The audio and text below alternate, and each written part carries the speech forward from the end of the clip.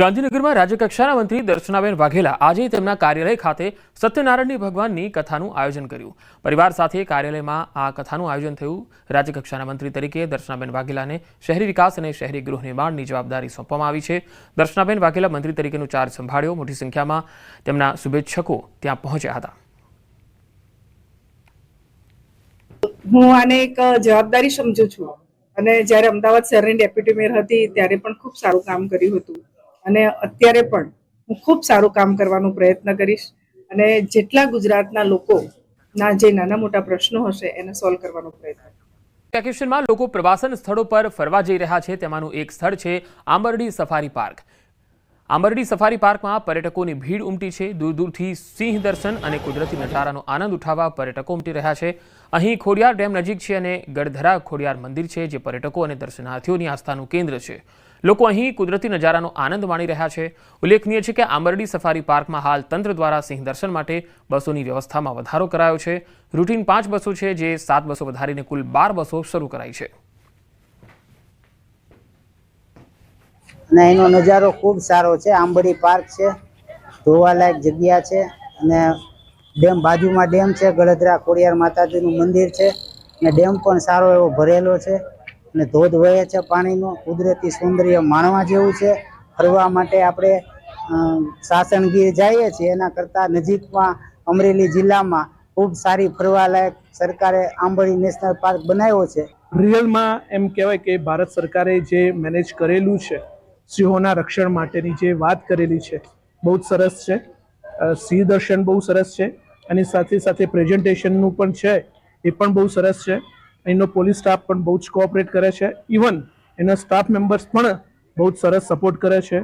Ambardi safari park ખાતે દિવાળીના તહેવાર નિમિત્તે પ્રવાસીઓમાં ઉત્તરોત્તર વધારો થઈ રહેલ છે, તે ધ્યાને રાખી તેઓની સુવિધાઓ માટે પૂરતી પૂરતી વ્યવસ્થા કરવામાં આવેલ છે। આ ઉપરાંત તેઓ માટે વધારાની બસોની વ્યવસ્થા તેમજ વધારાના ટિકિટ કાઉન્ટરની વ્યવસ્થા કરવામાં આવેલ છે। લોકો શક્તિપીઠ અને તીર્થ સ્થળોએ દર્શન કરી પોતાની પેઢી તેમજ નોકરીની શરૂઆત કરશે। ત્યારે યાત્રાધામ અંબાજીમાં પાંચમને લઈને શ્રદ્ધાળુઓનો ભારે ધસારો જોવા મળ્યો। શ્રદ્ધાળુઓ ધજાઓ લઈને તો કોઈ દંડવટ કરતા મા અંબેના ચરણે પહોંચ્યા। ભક્તો ચાચર ચોકમાં ઠેક ઠેકાણે ગરબાની મોજ માણતા જોવા મળ્યા। નવા વર્ષમાં ધંધાની શરૂઆત કરવાથી આખું વર્ષ સારું જતું હોવાની માન્યતા હોવાથી મોટી સંખ્યામાં શ્રદ્ધાળુઓ પહોંચ્યા। વલ્લભભાઈ પટેલની 150મી જન્મજયંતિ નિમિત્તે 31 ઓક્ટોબરે રાષ્ટ્રીય એકતા પરેડ યોજાશે। આ પરેડમાં ખાસ વાત એ છે કે આ વખતે પહેલી વખત મહિલા નેતૃત્વને પ્રાધાન્ય આપી તમામ સુરક્ષા દળોની પરેડમાં મહિલા અધિકારીઓ આગળ રહી નેતૃત્વ કરશે। પ્રધાનમંત્રી નરેન્દ્ર મોદીની હાજરીમાં આ રાષ્ટ્રીય એકતા પરેડ યોજાશે, જેમાં દેશમાં એનસીસી કેડેટ્સથી લઈને army, navy, air force, NSG, commando, BSF અને તમામ રાજ્યોની પોલીસ દળો, સુરક્ષા દળો ભાગ લેશે। પટેલની 150મી જન્મજયંતિની ઉજવણી ધામધૂમપૂર્વક કેવડિયા કોલોની ખાતે સ્ટેચ્યુ ઓફ યુનિટી ખાતે કરવામાં આવી રહી છે। તમે જોઈ શકો છો કેમ કે રાષ્ટ્રીય એકતા દિવસની જે પરેડ થવાની છે, જેમાં જમ્મુ કાશ્મીરથી લઈ અનેક દેશના દળો આવેલા છે। એમાં ખાસ કરીને વાત કરીએ તો જમ્મુ કાશ્મીરથી આવેલા જે છે એમની સાથે વાત કરી અને જે દળો સાથે જે પહેરો ભરવાના છે અને પ્રથમ જે રહેવાના છે તેમની સાથે વાત કરી। બેન, आप कहाँ से आए और ये राष्ट्रीय एकता परेड हो रही है, पहली बार आए और कैसा लग रहा है आपको? पंजाब से आई हूँ और मुझे बहुत अच्छा लग रहा है और बहुत प्राउड फील हो रहा है। अभी जो आप यहाँ पे जो आए, कौन से धर्म से आई है और क्या आप परेड क्या यहाँ कैसा रिहर्सल कर रहे हैं? अभी हमारी रिहर्सल ऑलमोस्ट 1 मंथ से चल रहा है प्रैक्टिस, और बड़ी अच्छी प्रैक्टिस हो रही है। फाइनली फिर देखने वाला है। मैं मीनाक्षी ठाकुर एडिशनल एसपी उड़ीसा से आई हूँ। यहाँ पे जो हमारा 1 महीना से ऊपर का जो रहना हुआ है, वहाँ पे बीएसएफ के सीनियर ऑफिसर्स, उस्ताद, इंस्ट्रक्टर के तालीम से हम लोग जो प्रैक्टिस कर रहे हैं, तो उसमें तो बहुत मेहनत हो रही है ओवरऑल, लेकिन गुजरात का खातिरदारी बहुत अच्छा लग रहा है।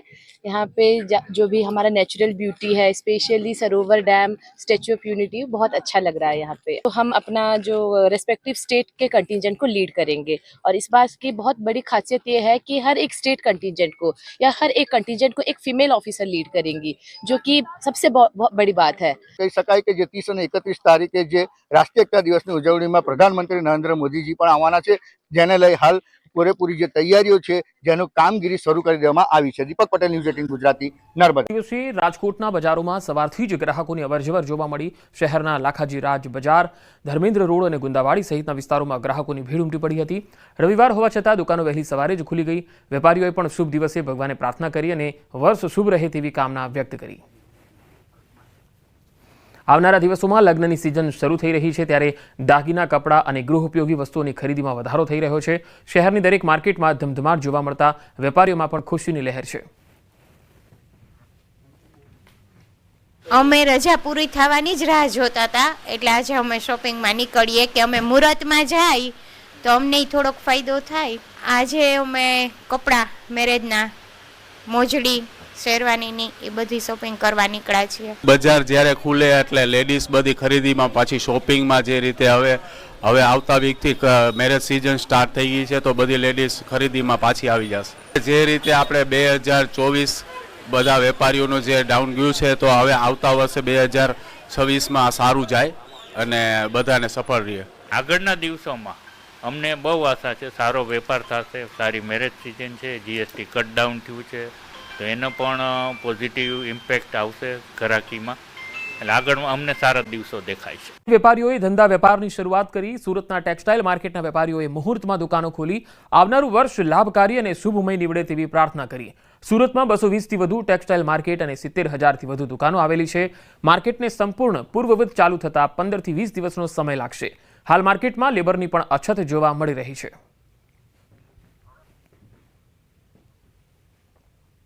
माता लक्ष्मी की, श्री जी की पूजा करके हम आज के दिन प्रतिष्ठान अपना खोलते हैं और ये श्री जी से, लक्ष्मी जी से प्रार्थना करता है कि हमारा आने वाला साल है ये पूरा अच्छा जाए कपड़ा व्यापार के लिए. इसी की कामना के साथ आज की मार्केट लापांचम के दिन से पुनः मार्केट खुलने की शुरुआत हो जाती है. लेकिन आप देखने जाओ तो लापांचम के दिन अभी यहाँ पे लोग काफी कम है. સોમનાથની અરબી સમુદ્રમાં એક બોટ ડૂબી હોવાના અહેવાલ. ઉનાના નવા બંદર ગામની બોટ ડૂબી. દરિયામાં 13 નોટિકલ માઇલ દૂર સૂરજ સલામતી નામની આ બોટ ડૂબી હતી. દરિયામાં ભારે કરંટના કારણે મોજા અથડાતા બોટ ડૂબી હતી. 8 માછીમારોને અન્ય બોટ દ્વારા બચાવી લેવામાં આવ્યા. બોટ માલિકને લાખો રૂપિયાનું નુકસાન થયું હોવાના પણ અહેવાલ છે. વધુ માહિતી મેળવીએ ગીર સોમનાથથી સંવાદદાતા દિનેશ મારી સાથે જોડાયા છે. દિનેશ, ગીર સોમનાથમાં હાલ વરસાદની કેવી સ્થિતિ છે અને આ બોટને કેવી રીતે જે લોકો હતા તેમને બચાવી લેવાયા?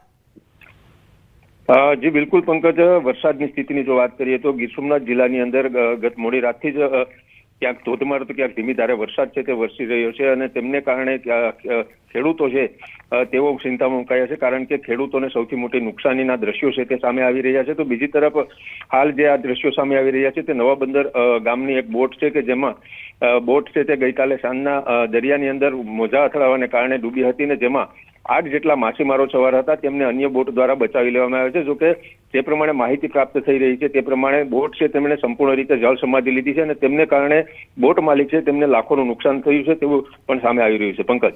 જી દિનેશ, આભાર માહિતી આપવા માટે.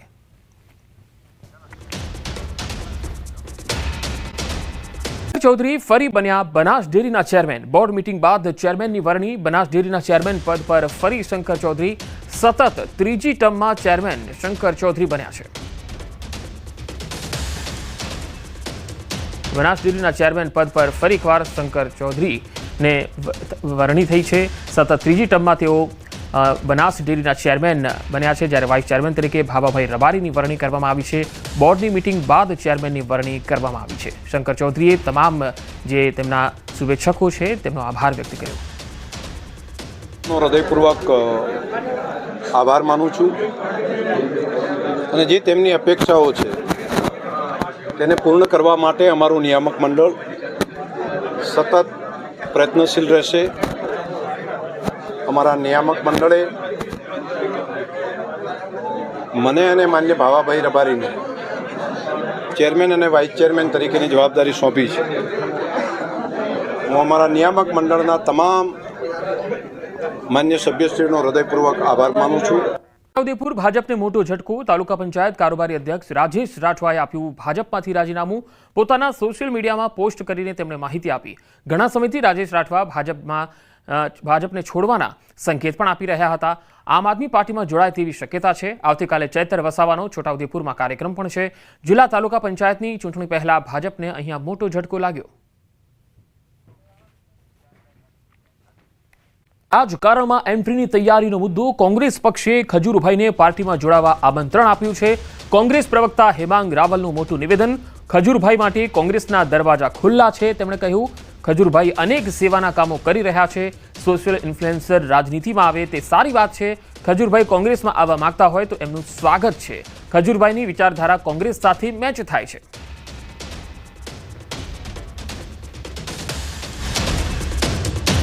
જો ખજૂરભાઈ સોશિયલ ઇન્ફ્લુએન્સર તો છે, પરંતુ એમણે સાથે સાથે ઘણી બધી સેવાઓ કરેલી છે. ઘણા બધા મકાનો ગરીબોને આપેલા છે. એમાં કોઈ શંકાને સ્થાન નથી.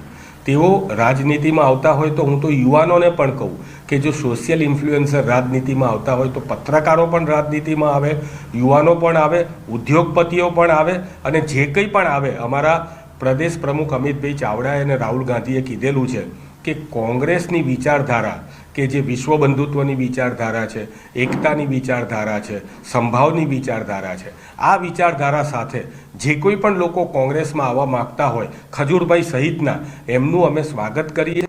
ગરીબ પરિવારની વહારે હીરા સોલંકી આવ્યા.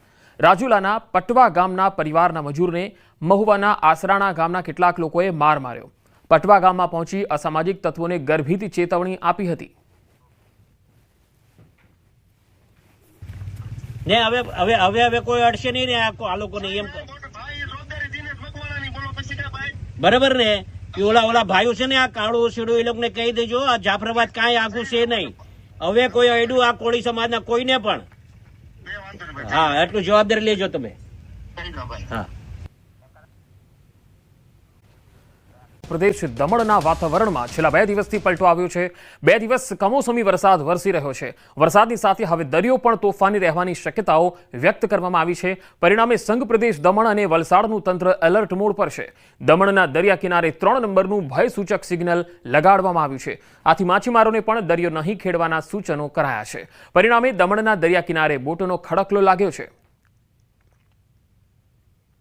વરસાદી માહોલની સાથે હવે દરિયાદેવ પણ તોફાની રહેવાની શક્યતાઓ વ્યક્ત કરવામાં આવી છે. પરિણામે વલસાડ જિલ્લા ઉપરાંત સંઘ પ્રદેશ દમણનું પ્રશાસન પણ એલર્ટ મોડ પર છે. દમણના દરિયા કિનારે 3 નંબરનું ભયસૂચક સિગ્નલ લગાવવામાં આવ્યું છે અને દરિયામાં છે ઝડપી પવન ફૂંકાવાની શક્યતા વ્યક્ત કરવામાં આવી છે. માછીમારોને પણ માછીમારી નહીં કરવા માટેનું જણાવવામાં આવ્યું છે. પરિણામે દમણની 120થી વધારે બોટો છે દરિયા કિનારે લંગારી દેવામાં આવી છે. આથી દમણના દરિયા કિનારે અત્યારે બોટોનો ખડકલો લાગે છે. જ્યાં સુધી આગામી આદેશ ન આવે ત્યાં સુધી માછીમારોને દરિયો નહીં ખેડવાના સૂચનો કરવામાં આવે છે. આમ વલસાડ જિલ્લા ઉપરાંત સંઘ પ્રદેશ દમણના દરિયા કિનારે પણ અત્યારે છે વહીવટી તંત્ર છે એરિયો એલર્ટ મોડ પર છે. ભરતસિંહ વાડેર, ન્યૂઝ 18 ગુજરાતી, દમણ. સૌરાષ્ટ્રમાં ભારે વરસાદની વકી છે. સૌરાષ્ટ્રમાં ભૂક્કા બોલાવશે માવઠું. અરબી સમુદ્રમાં ડિપ્રેશન સક્રિય થયું છે અને તેની અસર ગુજરાતના વાતાવરણ ઉપર જોવા મળી રહી છે. ત્યારે કેટલા દિવસ આ સિસ્ટમની અસર રહેશે, શું આગામી વાતાવરણ કેવું રહેશે તે જાણીશું. અમારી સાથે છે હવામાન નિષ્ણાંત અંબાલાલ પટેલ. કાકા, અત્યારે જે રીતે વાતાવરણ બની ગયું છે, આ વાતાવરણ કેટલા દિવસ યથાવત રહેશે અને વરસાદની શું આગાહી છે? તારીખ 30મી સુધી તો આ હવામાન રહેવાની શક્યતા છે અનુમાન. ત્યારબાદ ધીરે ધીરે 2 નવેમ્બર સુધીમાં પણ આ હવામાન રહેશે. પરંતુ લગભગ હળવા જે વાતાવરણ હોય, ધૂંધળું હવામાન, હળવું વરસાદ, આવું હવામાન તો નવેમ્બરની શરૂઆત સુધીમાં રહેવાની શક્યતા રહેશે. પણ અત્યારે હાલ જોવા જઈએ તો લગભગ દક્ષિણ ગુજરાતના ભાગોમાં ભારેથી અતિભારે વરસાદ થવાની શક્યતા રહેશે. ધીરે ધીરે સિસ્ટમ ઊંચી આવશે. દક્ષિણ ગુજરાતમાં ક્યાંક પૂર આવે એવો પણ વરસાદ થઈ ગયો છે, અથવા તો કેટલાક ભાગમાં હજુ ભારે વરસાદ થવાની શક્યતા રહેશે. દક્ષિણ સૌરાષ્ટ્રના ભાગોમાં ભારે વરસાદ થવાની શક્યતા રહેશે. સૌરાષ્ટ્રના ભાગોમાં હવે ધીરે ધીરે સિસ્ટમ સૌરાષ્ટ્રના મધ્ય ભાગોમાં પણ જવાની શક્યતા રહેશે અને સૌરાષ્ટ્રના ઘણા ભાગોમાં હજુ કેટલાક ભાગોમાં ભારે વરસાદ થવાની શક્યતા રહેશે. ધીરે ધીરે આ સિસ્ટમ સરકતી જશે અને રાજસ્થાનના ભાગોમાં થઈને પૂર્વ ભાગોમાં થઈને લગભગ દેશના પૂર્વીય ભાગોમાં જવાની શક્યતા રહે છે. તેના વચ્ચે એક સાયક્લોનિક સર્ક્યુલેશન રચાશે અને આ સાયક્લોનિક સર્ક્યુલેશનના કારણે અને ટ્રફ રેખા બનતા હજુ પણ ગુજરાતના ભાગોમાં વરસાદ થવાની શક્યતા રહે છે. ત્યારબાદ લગભગ નવેમ્બરની શરૂઆતમાં બંગાળ ઉપસાગર સક્રિય થશે. પૂર્વીય દેશોમાં ચીન વગેરે દેશોના જે વાવાઝોડાના અવશેષો આવશે. આ સિસ્ટમના કારણે લગભગ તારીખ 26-27માંથી દેશના ઉત્તરીય પર્વતીય પ્રદેશોમાં થતી હિમવર્ષા અને વરસાદના કારણે લગભગ મહત્તમ ઉષ્ણતામાનમાં 4 ડિગ્રી સેલ્સિયસનો ઘટાડો થશે. કેટલાક ભાગમાં 10 ડિગ્રી સેલ્સિયસનો ઘટાડો ઉત્તર ભારતમાં થવાની શક્યતા રહેશે, જેના લીધે ગુજરાતમાં ઠંડી અનુભવાશે. પરંતુ ત્યારબાદ ઠંડી લગભગ જાણે ગાયબ થતી હોય તેવું જણાશે અને ત્યારબાદ 4 થી 8માં બીજો એક પછી વિક્ષેપ આવશે અને નવેમ્બરની શરૂઆતમાં ને લગભગ નવેમ્બરની શરૂઆતમાં અરબી સમુદ્ર અને બંગાળ ઉપસાગર બંને સિસ્ટમોના કારણે પુનઃ હળવો જે બદલાવ એ ગુજરાતના ભાગમાં આવવાની શક્યતા રહેશે. અને ઠંડી જોવા જઈએ તો લગભગ 15 નવેમ્બર બાદ કંઈક ઠંડા પવનો ફૂંકાઈ શકે છે, પરંતુ ઠંડીની અસર ડિસેમ્બરની શરૂઆતમાં રહેવાની શક્યતા રહેશે. અપર જે વિન્ડ છે એ સાનુકૂળ હોય. આ વખતે જેટ ઝાડા પણ દક્ષિણાવર્તી છે અને એક પછી એક પશ્ચિમી વિક્ષેપ આવી રહ્યા છે, જેના કારણે ઠંડી પડવાની શક્યતા રહેશે. અને લગભગ એક વખત વાવાઝોડા ઠંડી પુનઃ ગાય પાછી ઠંડી પડવાની શક્યતા છે. તો આ હતા અંબાલાલ પટેલ અને તેઓનું અનુમાન છે કે નવેમ્બર મહિનામાં વાતાવરણ ઠંડીનો અહેસાસ થશે, ઠંડી ગાયબ થઈ જશે, ફરી માવઠું આવશે, ફરી ઠંડી આવશે. આ સિલસિલો છે તે નવેમ્બર મહિનામાં જોવા મળશે.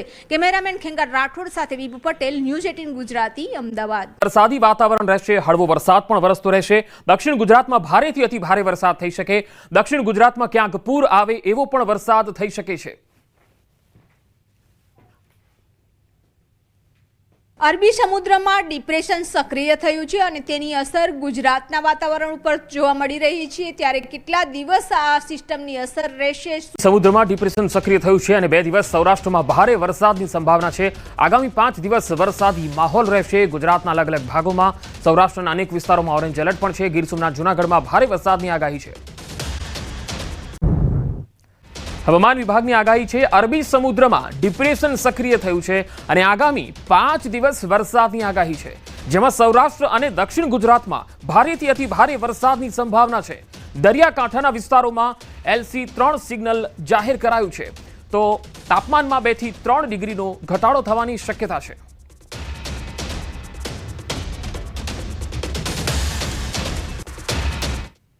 वर्तमान में जो सिस्टम है उसमें एक डिप्रेशन है ईस्ट सेंट्रल अरेबियन सी पे, और अभी फ़िलहाल उसका मूवमेंट है साउथ वेस्ट वर्ड्स.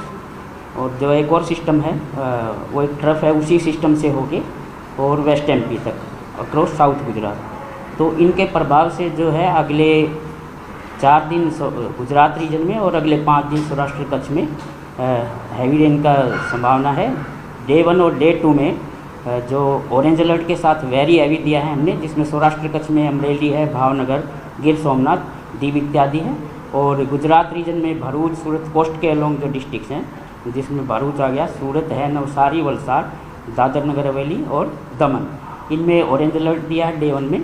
डे 2 में सौराष्ट्र में ऑरेंज अलर्ट रखा है वेरी हैवी रेन के साथ, जिसमें अमरेली है और साथ में गिर सोमनाथ, दीव इत्यादि है. और अगले 5 दिन सौराष्ट्र कच्छ में येलो अलर्ट है. डे 3, 4, 5 2 दिन ऑरेंज और 3 दिन येलो. इसी तरह से गुजरात रीजन में आज ऑरेंज और डे 2, डे 3, डे 4 में येलो अलर्ट है.